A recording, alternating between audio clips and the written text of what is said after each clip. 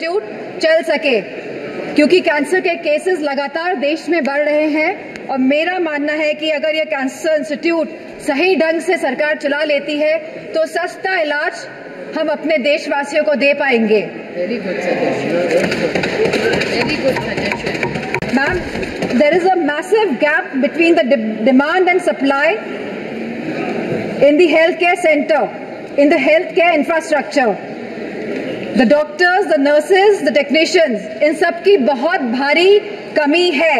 और जो बड़े बड़े वादे कर रहे हैं और जो बड़ी बड़ी बातें कर रहे हैं कि हमने बहुत बड़े बड़े एम्स बना लिए हैं, मेडिकल कॉलेजेस बना लिए हैं, लेकिन 100% तरीके से कोई भी मेडिकल कॉलेज या एम्स सुचारू रूप से प्रदेश में नहीं चल पा रहे हैं, क्योंकि भारी डॉक्टर्स की कमी है, नर्सेस की कमी है, टेक्नीशियंस की कमी है। इसी के साथ जो टीचिंग फैकल्टी में भी भारी टीचर्स की कमी है।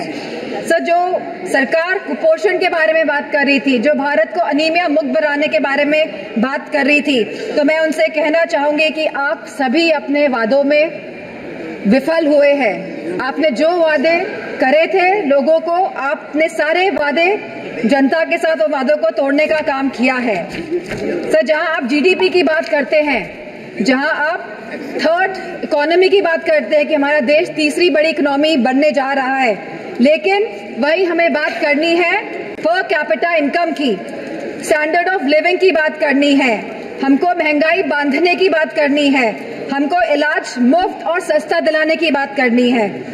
और जो कैपिटल एक्सपेंडिचर की आप बात कर रहे हैं, तो मैं समझती हूँ उसमें भी समय सीमा तय होनी चाहिए कि इंफ्रास्ट्रक्चर के जो भी प्रोजेक्ट्स बन रहे हैं उनकी समय सीमा निर्धारित हो, क्योंकि यह टैक्स का मनी है, ये जनता का पैसा है। धन्यवाद माननीय सदस्य। Ma'am, 2 minutes I will take ma'am.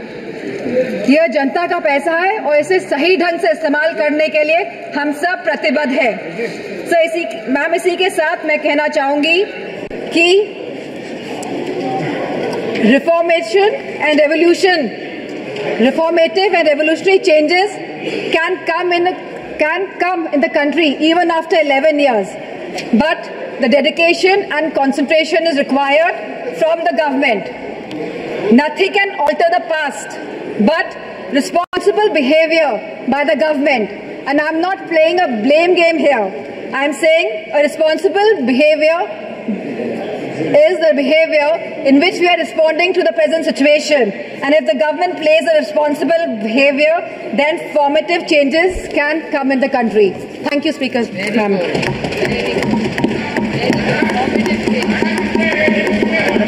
माननीय सदस्य श्री सुरेश कश्यप।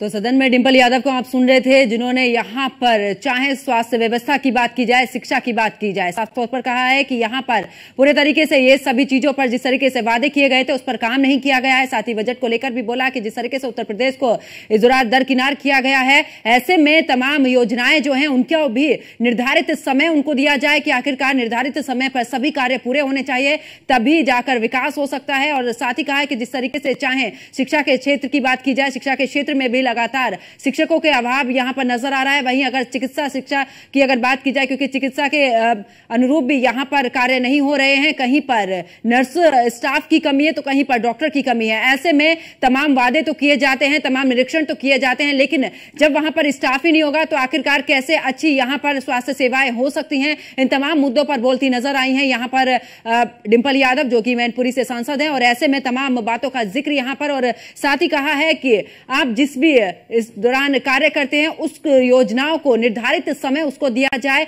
और किसी भी कार्य योजना को शुरू करने से पहले उसका समय निर्धारित कर दिया जाए। और इसी के साथ उन्होंने कहा कि गुणवत्ता को लेकर भी सवाल खड़ा किया है कि आखिरकार तमाम ऐसे पुल भी रहे हैं जिनमें की गुणवत्ता सही नहीं रही है, तो ऐसे में जनता का पैसा है, टैक्स को लेकर भी कहा है कि टैक्स को लेकर जिस तरीके से जनता के पैसे को इन्वेस्ट किया जाता है उसको लेकर भी खास करके ख्याल रखा जाए कि वो टैक्स का पैसा कहां पर इन्वेस्ट हो रहा है। इन तमाम मुद्दों को लेकर यहां पर डिंपल यादव बोलती हुई नजर आई हैं।